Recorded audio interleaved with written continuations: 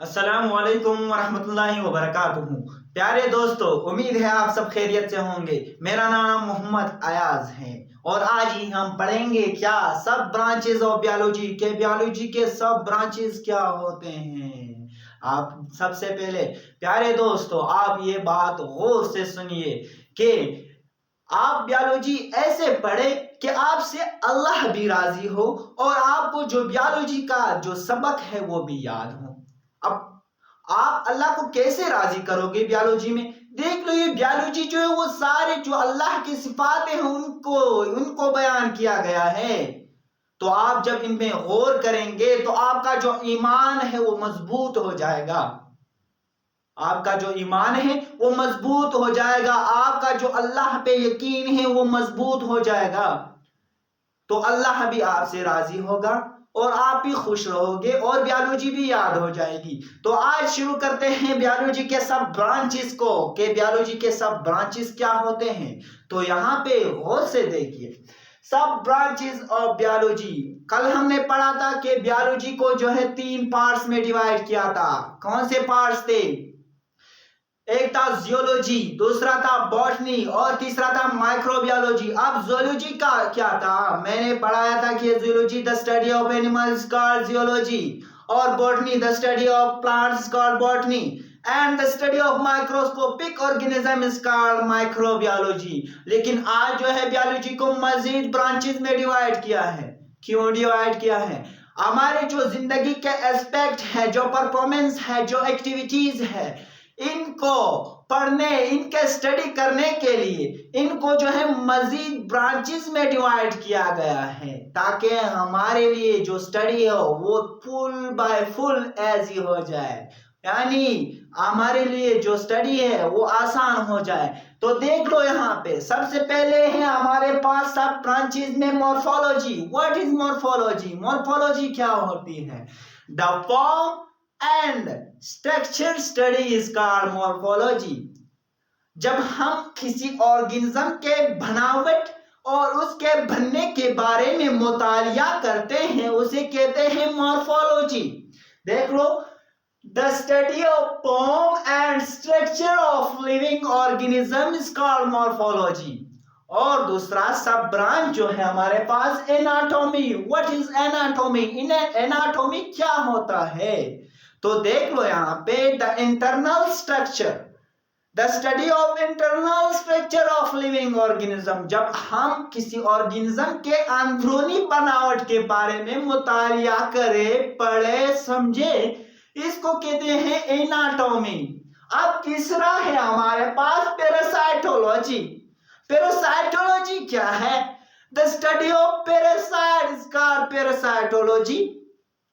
Parasite के बारे में मुतालिया करने, स्टडी करने, पढ़ने को कहते हैं पैरासाइटोलॉजी। अब पैरासाइट क्या है? हमें पैरासाइट समझ नहीं आ रही। पैरासाइट जो है, पैरासाइट वो ऑर्गेनिज्म है जो ऑर्गेनिज्म से फूड लेता है दूसरे ऑर्गेनिज्म से, वहां पे रहता है, पनाह लेता है और उसके बदले में उस ऑर्गेनिज्म को जो है नुकसान पहुंचाता हो उसको कहते हैं पैरासाइट। यानी एक जानदार में वो रहता है, उसमें पनाह लेता है, उससे खुराक लेता है और इसके बदले उसे नुकसान पहुंचाता हो। ऐसे ऑर्गेनिज्म को कहते हैं पैरासाइट और ऐसे ऑर्गेनिज्म यानी पैरासाइट के बारे में स्टडी को कहते हैं पैरासाइटोलॉजी। अब चौथा हमारे पास है हिस्टोलॉजी। What is histology? आप यहाँ पे देख लो, the microscopic study of tissue is called histology. जब हम स्टडी करते हैं टिश्यू के बारे में, माइक्रोस्कोप से टिश्यू को देखते हैं, उनके बारे में स्टडी करते हैं, इसको कहते हैं हिस्टोलॉजी। अब यहाँ पे देखो, चौथा है, पांचवा है palaeontology. What is palaeontology? Palaeontology क्या होता है? पैलेंटोलॉजी हम समझाएंगे। देख लो, पैलेंटोलॉजी द स्टडी ऑफ फ्यूसेल्स। फ्यूसेल्स के बारे में स्टडी करना पैलेंटोलॉजी कहलाता है। अब फ्यूसेल्स क्या है? फ्यूसेल्स वो डेड रिमेनिंग है ऑर्गेनिजम्स की जो रहती है। अब देख लो, एक ऑर्गेनिज्म मर जाता है, इसकी जो डेड रिमेनिंग है उसे प्यूसल्स कहते हैं।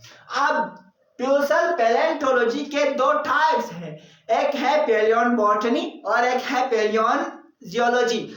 अब पैलियन बॉटनी क्या होती है? वो ब्रांच है जिसमें हम प्यूसल की स्टडी करते हैं प्लांट्स के, यानी प्लांट्स के प्यूसल के स्टडी के बाद प्लांट्स के प्यूसल के बारे में अगर हम स्टडी करें तो उसे पैलियन बॉटनी कहते हैं। और एनिमल के प्यूसल्स के बारे में अगर हम स्टडी करें तो उसे कहते हैं पैलियंटोलॉजी। अब देख लो, उसके बाद है taxonomy. What is taxonomy? Taxonomy क्या होता है, कैसे जो है अगर हम किसी ऑर्गेनिज्म को क्लासिफाई करें, क्लासिफिकेशन करें किसी ऑर्गेनिज्म की, उसे ग्रुप दे, उसे नेम दे, और उसको ग्रुपों में रख के सब ग्रुपों में रखें, तो इसको कहते हैं टेक्सोनोमी। यानी ऑर्गेनिज्म को ग्रुप में रखना, सब ग्रुप में रखना, नेम देना, इसकी क्लासिफिकेशन करना टेक्सोनोमी कहलाता है। उसके बाद है पेजियोलॉजी। What is पेजियोलॉजी? पेजियोलॉजी का मतलब है the study of function and the study of function of different part of living organism. किसी ऑर्गेनिज्म के जो डिफरेंट पार्ट है, उसके जो काम है, उसके बारे में मुतालिया करना, पढ़ना, स्टडी करना, समझना क्या कहलाता है? फिजियोलॉजी कहलाता है। और उसके बाद है सोशियोबायोलॉजी। सोशियोबायोलॉजी क्या होता है? देख लो, the study of social behaviour of animals that make societies, यानी एनिमल्स यानी जानवरों के जो सोशल बिहेवियर है, जो रवैये होते हैं, जो माशरे को बनाते हैं, इनके बारे में स्टडी करना, समझना सोशियोबायोलॉजी कहलाता है। अब उसके बाद है बायोटेक्नोलॉजी।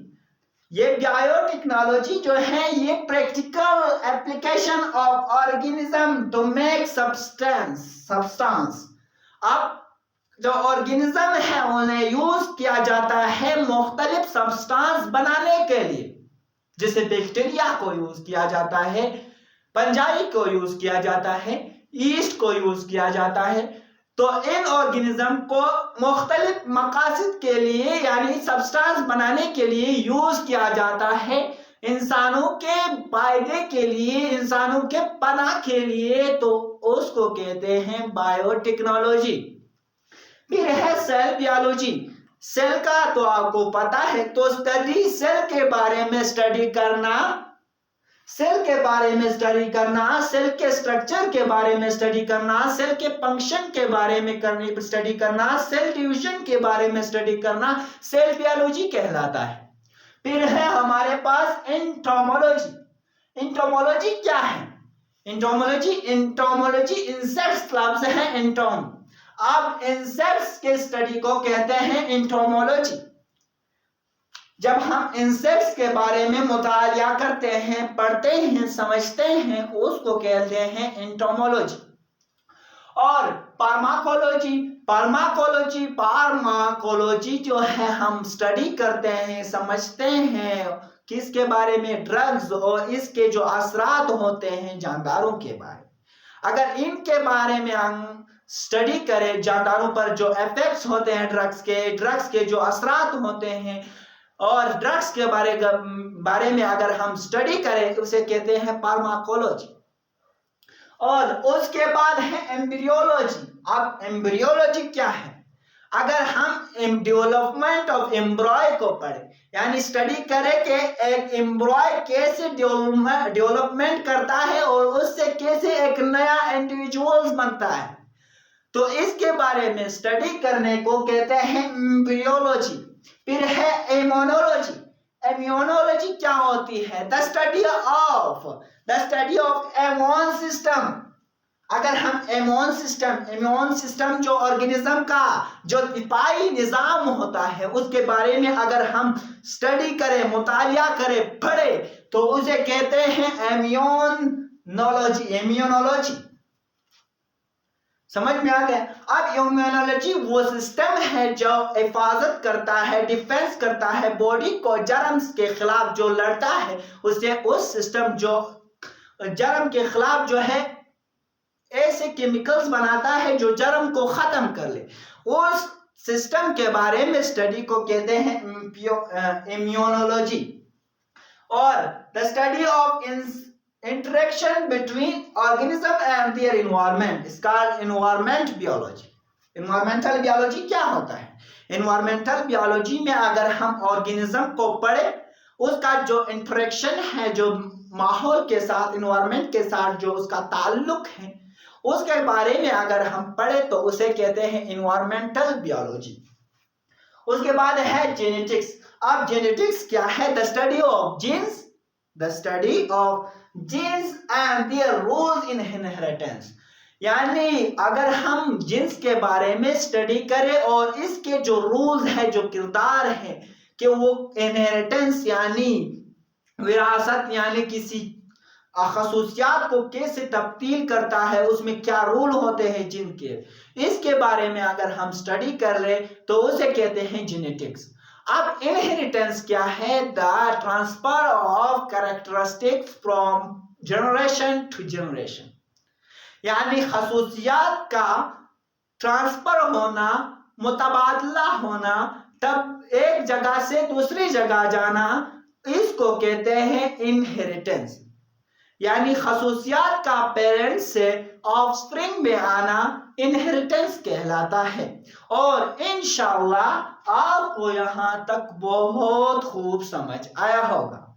और इसके साथ मुझे आपसे सिर्फ ये गुजारिश है कि अगर आपको ये लेक्चर्स पसंद आए तो सब्सक्राइब करना, लाइक करना और घंटे यानी जो सब्सक्राइब की जो अलार्म है उसे ऑन रखना, ताकि मेरा जो भी लेक्चर अपडेट हो जाए, अपलोड हो जाए, मेरा जो भी लेक्चर अपलोड हो जाए वो आप तक जल्द अज जल्द पहुंचे और आप उससे फायदा उठा सके।